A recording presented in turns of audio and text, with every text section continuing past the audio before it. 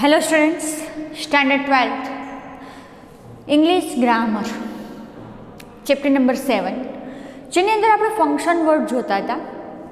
અને ફંક્શન વર્ડની અંદર છેલ્લે મેં તમને એવું કહેલું કે લગભગ 12 માર્ક્સના ફંક્શન વર્ડ પૂછાય છે, તો એને વ્યવસ્થિત રીતે કરશો જેથી કરીને પૂરા માર્ક્સ મળે.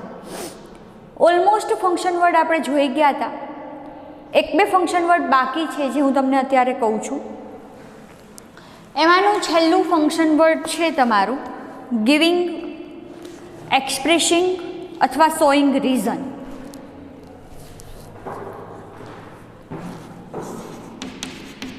ગિવિંગ અથવા તો એક્સપ્રેસિંગ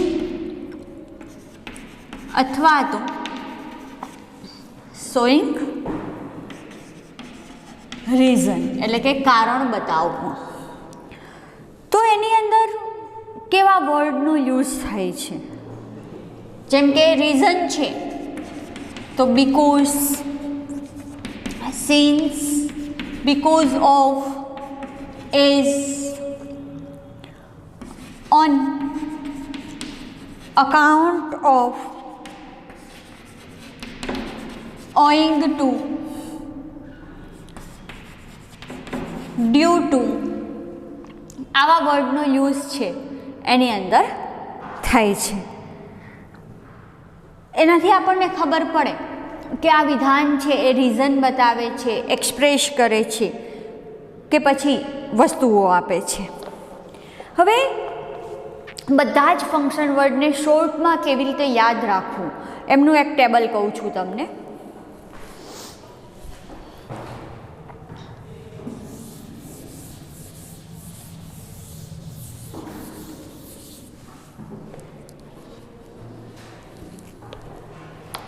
જેમ કે રિક્વેસ્ટિંગ આવ્યું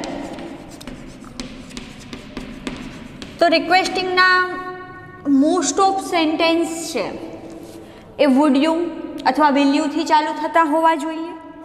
એના રેકોગ્નાઇઝ વર્ડ છે એ છે પ્લીઝ અથવા તો કાઇન્ડલી. એવી જ રીતે ડિક્લાઇન એટલે કે ના પાડવી.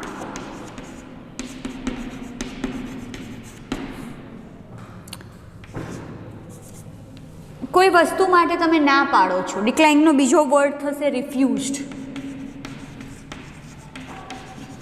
કોઈ ઘટના માટે તમે ના પાડો છો તો એના રેકોગ્નાઇઝ વર્ડ કયા કયા હોઈ શકે? જેમ કે નો, આઈ કાન્ટ અથવા couldn't, sorry, excuse me, no, I don't. આવા વર્ડ છે એમના રેકોગ્નાઇઝ વર્ડ હોઈ શકે. Next, showing, expressing ability, whether it is showing or express.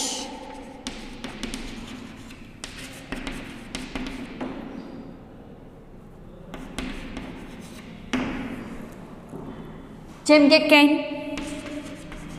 અને કુડ. એબિલિટી માટેના બે જ વર્ડ છે.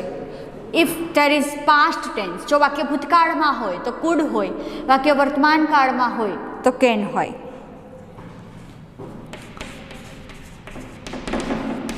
પોસિબિલિટી, સંભાવના અથવા તો પ્રોબેબિલિટી.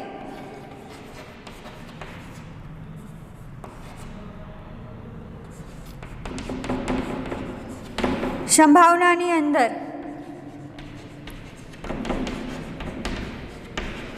મે અથવા માઇટ.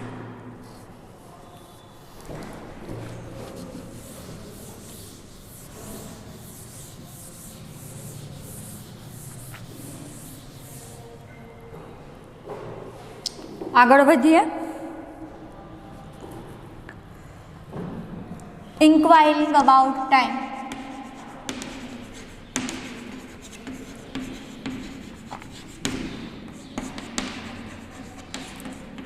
અથવા લોકેશન એટલે કે જગ્યા. લોકેશન એટલે જગ્યા. જો ટાઈમ હોય તો વેન, વાય જેવા શબ્દો હોય, એવરી ટાઈમ, એની ટાઈમ, અને લોકેશન હોય તો વેર, વેનેવર જેવા શબ્દ હોય.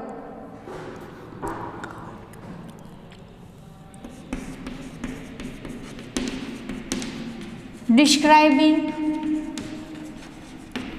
પ્રેઝન્ટ, રૂટીન ઇવેન્ટ એટલે કે રોજબરોજની ઘટનાઓ, રોજબરોજને વર્તમાનને લગતી ઘટનાઓ જેની અંદર લુક, ઓલવેઝ, નાવ, એવરીડે વગેરે જેવા શબ્દ છે એ હોઈ શકે જે રોજબેરોજની ઘટના બતાવતા હોય, જેમ કે ઓફનલી, સમટાઈમ્સ, ઓલવેઝ, રેગ્યુલરલી. નેક્સ્ટ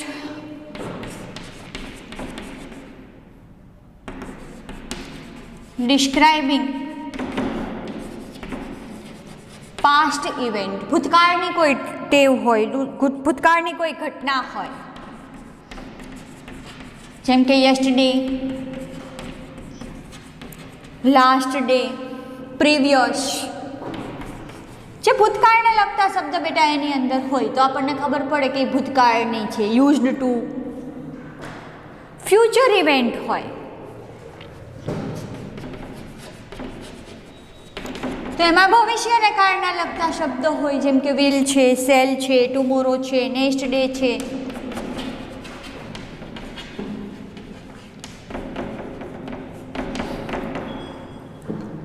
તો આ થઈ વાત આપણા ફંક્શન વર્ડને બહુ ટૂંકમાં યાદ રીતે રાખવાની. જોઈએ આગળ એકાદું ઉદાહરણ કે કેવી રીતે ફંક્શન વર્ડ તમને પરીક્ષામાં પૂછાશે એનું એક યાદી આપું.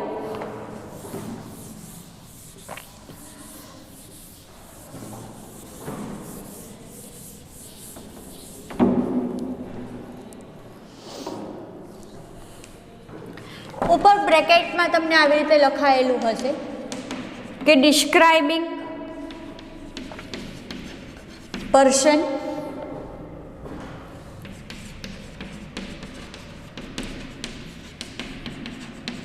describing place,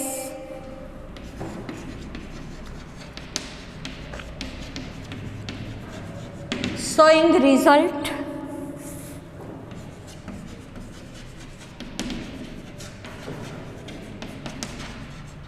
showing contrast,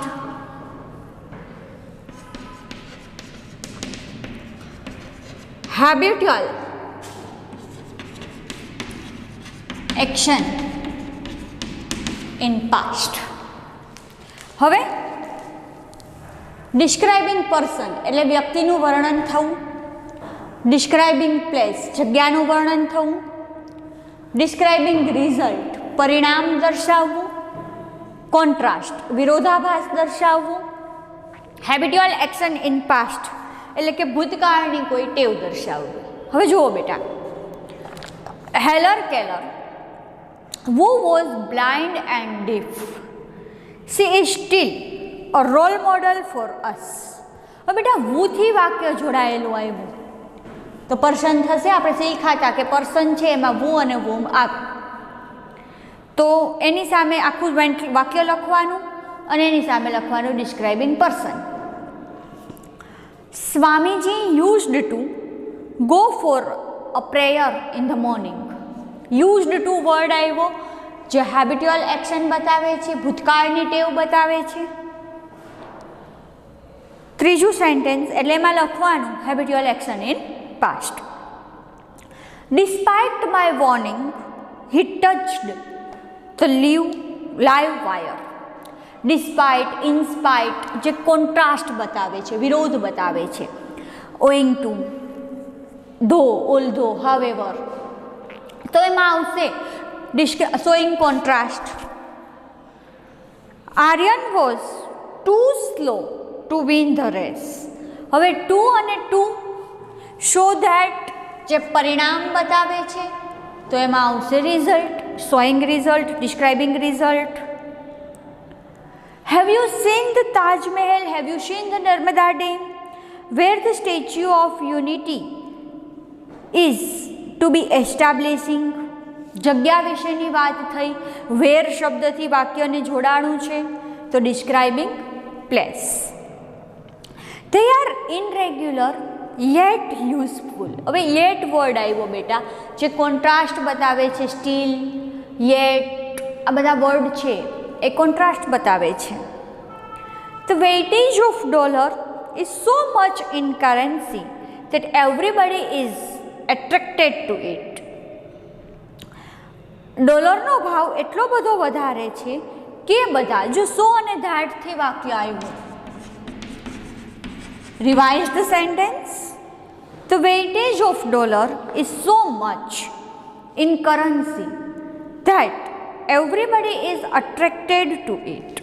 show અને ધેટથી વાક્ય જોડાણું, તેથી પરિણામ બતાવે છે, તો એમાં આવશે શોઈંગ રિઝલ્ટ.